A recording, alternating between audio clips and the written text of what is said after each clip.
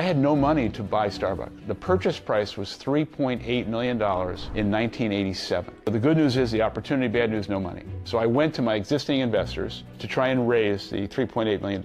And Jerry said, if you can raise the money in 60, 90 days, it's yours. But at the same time, just to cover myself, I'm going to start talking to other people in case you can't raise the money. A week or two later, he calls me up and says, can you come see me? And I go to see Jerry and he says, I got some bad news. I've got an all-cash offer, all cash. And it turned out that one of our investors had gone around me, tried to steal the opportunity. And I tell you, I was just heartbroken. I couldn't believe it. The guy who was intending to do this was a titan in Seattle at the time. He's here and I'm down here. I would have no access to him. And I'm telling my friend Scott Greenberg the story. He's a lawyer at Bill Gates Sr.'s law firm. This is a terrible thing. You got to come in the office and tell Bill Gates. So this is sometimes, unfortunately, what happens. You have a business idea, you have a business opportunity, and somebody will go and steal your idea or try to steal your opportunity. And unfortunately, some investors can be like this, some entrepreneurs, some business partners, just people in general. This is something that happens. There's legal agreements you can try to set up, so NDAs, non-competes, other covenants as well. But the issue here is the power balance. If he's trying to raise 3.8 million versus a titan, oftentimes, even if he has the law on his side, the other person may be able to put in the right courtroom, have enough lawyers to push him out and bully him out, etc. So it's not always about the money, it's about the power and balance. Or other lawyers may not want to take his case because they don't want to go against this person, because maybe they provide so much business, or maybe they know a lot of judges, or maybe they know politicians, or maybe they just have a lot of power in the business. So they don't want to go against this person. That's something we can dive into in another video. If you want me to dive into, I'll do. But there's an important take here. So I'm going to get back to the rest of the video so we can dive into the importances. He said, you come in. So next day, he got a meeting with me, and I went in there with Scott, Bill Gates Sr., who at the time was like 6'7", 6'8". He was a titan of Seattle.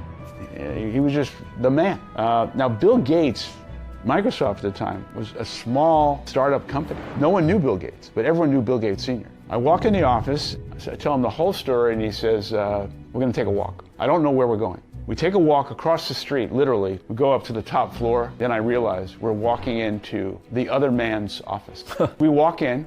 Bill Gates is 6'7", 6'8". This guy is behind his desk, and Bill Gates stands over him, just like this, walks in and said, I'm going to walk out of this office, and you are going to stand down, and Howard Schultz and Starbucks Coffee are going to never hear from you again. Are we clear? I'm just like, holy. Now this is powerful, right? Sometimes to fight a titan, you need a titan, right? Or you need a dragon. And what he found out based on a relationship was that he actually had access to somebody just as powerful, if not more powerful. That's a whole conversation in strategy, in relationships, in power dynamics. And I love to get into that. In terms of as a leader or as a business owner, it's not always about necessarily aligning yourself with the most powerful people or aligning yourself with, you have to figure out strategic alliances too. No matter how much money you have, money is not power. Money is influence. Power is power.